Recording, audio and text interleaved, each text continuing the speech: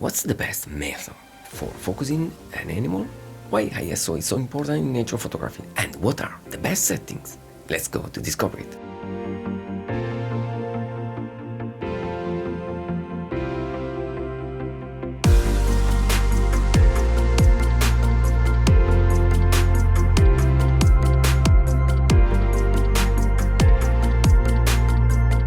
Hello to everybody and welcome back in another lesson.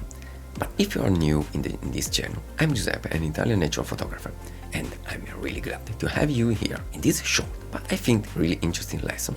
I'm gonna talk about focus area and ISO settings. Speaking about the focus area, in nature photography it's fundamental and of course for every kind of photography.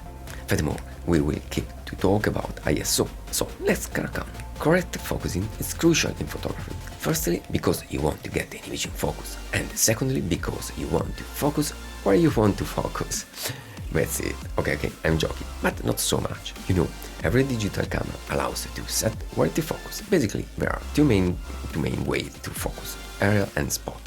With area, usually cameras intend a large portion of the sensor, maybe the whole sensor. This depends on how many focus points there are in the sensor. That can cover the whole sensor or only a part of it. Usually flagship cameras have the best cover, I mean close to 100%, but it's not mandatory to have good results. Using area or zone to focus can be pretty challenging because it will be the camera to decide where to focus. Even though using zone mode, your camera will have only a portion to use. When is it useful? Okay, I use this option basically for landscape photography, mostly when I use a super wide angle lens, like the Sigma 14mm f1.8, and I don't have the need to focus in a specific place of the frame, like when I'm photographing the Milky Way. By the way, if you're interested in the Milky Way and how to photograph it, let me know in the comment section below. I'll be really happy to make a video like that. Okay, with spot I mean many different ways, but basically we can have center, spot and unsensed spot. With the center, the camera will focus on the center of the sensor, and in some cameras you can change the size of the portion in focus as well as when you are using spot. Indeed, with spot, usually you can change size, small, medium and large, and the last option is the enhanced spot.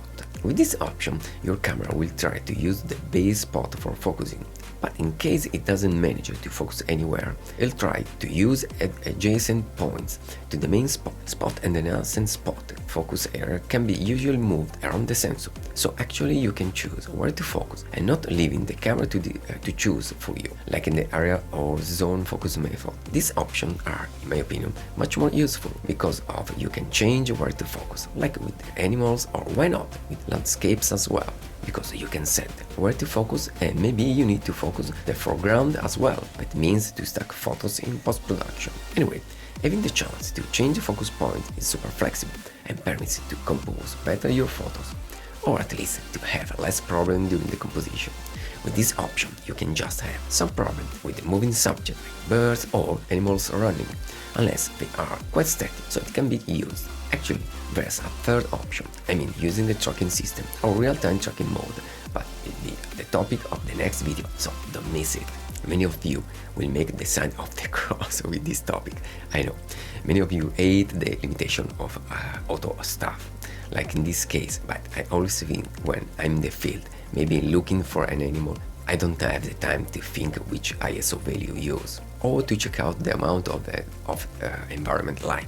So for me, it's easy to leave the camera choosing some vital setting, like the maximum ISO value when I'm shooting animals. And which value? Okay, according to the sensor used by the camera, full frame or APS-C, I use two different range of ISO values.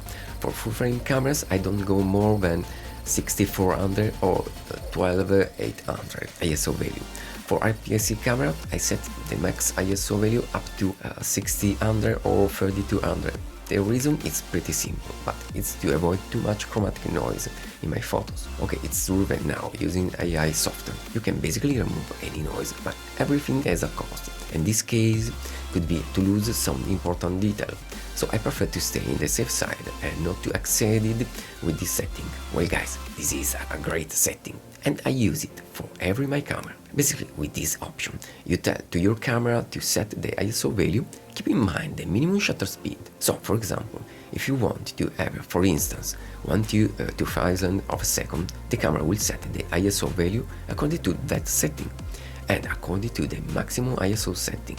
Of course, this option works only if there is enough light, and when you have got the right light, you will have that specific shutter speed. Well, it's time to say goodbye. Let me know if you have doubts or requests. Write them in the comment section below. And if you liked this video, please give me a like and consider to subscribe the channel. Thanks for watching.